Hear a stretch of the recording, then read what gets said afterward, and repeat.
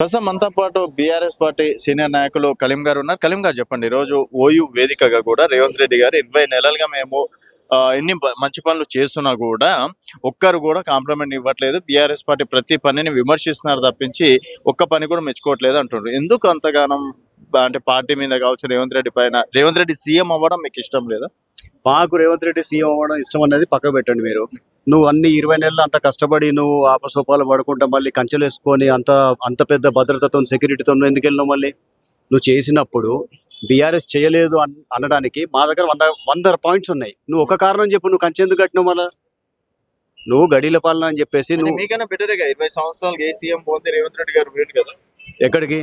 ఓయూకి. నేను అదే అంటున్నా, మీరు పోవాలి అనుకుంటే మీరు ప్రతిరోజు మీ ఇంటి నుంచి మీరు సెక్రటేరియట్కి వెళ్తున్నారా, లేకపోతే మీరు వేరే మీ పని చోటు వెళ్తున్నారా? అలాగే మీరు డైరెక్ట్ మీరు క్యాంపస్లో కూడా వెళ్ళొచ్చు కదా. క్యాంపస్లో మీరు ఏదో జూ పార్క్లో కంచెలు కట్టేసి ఎందుకు వెళ్ళినారు అంటున్నా నేను. మీరు ఉద్యోగ నోటిఫికేషన్లు ఇచ్చింది లేదు. అదే రాహుల్ గాంధీ, అదే రేవంత్ రెడ్డి మీరు అక్కడ ఆర్టీసీ క్రాస్ రోడ్ దగ్గరకు వచ్చేసి మీరు ప్రూవ్ చేయండి ఏ నోటిఫికేషన్ ఇచ్చారంటే మీకు చెప్పుకునే ధైర్యం లేదు. 20 నెలల్లో మీరు ఒక్క ఉద్యోగ నోటిఫికేషన్ 60. నేను మళ్ళీ చెప్తున్నా బ్రదర్, 60,000 ఉద్యోగాలకు నోటిఫికేషన్ ఇచ్చి దానికి కంప్లీట్గా రాత పరీక్షలు పూర్తి చేసి అన్ని పాయింట్స్ అన్ని కంప్లీట్ అయిన తర్వాత నువ్వు ఇచ్చింది కేవలం నియామక పత్రం మాత్రమే. Please understand that fact. అది బయటికి వచ్చి చెప్పండి అని చెప్తే మేము చెప్పుకుంటాం. ఏ డేట్ వచ్చింది దాంతో సహా మేము ప్రూవ్ చేయడానికి సిద్ధం. రేవంత్ రెడ్డి బయటికి రావడానికి సిద్ధమా? మేము ఇచ్చిన నోటిఫికేషన్స్కి నువ్వు నియామక పత్రాలు ఇస్తున్నావు అని మేము ప్రూవ్ చేస్తాం. కాదు అని నువ్వు ప్రూవ్ చేయగలుగుతావా? నువ్వు అదే ఓయూ విద్యార్థులు మిమ్మల్ని అడిగేది. నువ్వు దాన్ని అడ్డంగా పెట్టుకొని నువ్వు ఏ రకంగా వెళ్ళినావు అన్నది ఈరోజు సమాజం మొత్తం చూస్తుంది. ఈరోజు విద్యార్థులు చీకొడుతున్నారు. నువ్వు ఉద్యోగాలు ఇచ్చేవాడు అయితే నువ్వు అంత భద్రత నడు మధ్యలో నువ్వు అన్ని కంచెల మధ్యలో నువ్వు పోవాల్సిన అవసరం ఏమొచ్చింది నీకు?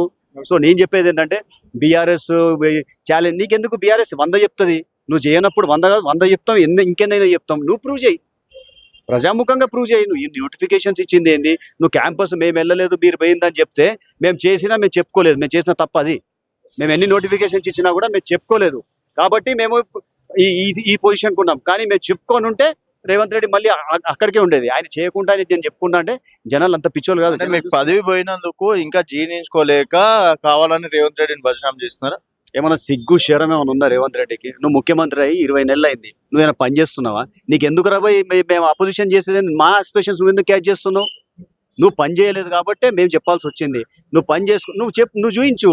ఈరోజు నువ్వు ఒకటే మాటగా 6 లక్షల కోట్లు, 7 లక్షల కోట్లు, ఒక మంత్రి 8 లక్షల కోట్లు ఎన్ని మేము అప్పు చేసినామని చెప్పారు. లాస్ట్కి కేంద్ర ప్రభుత్వమే స్వయంగా చేసిన అప్పు 2,50,000 కోట్లు అని చెప్పి క్లియర్గా చెప్పేసింది.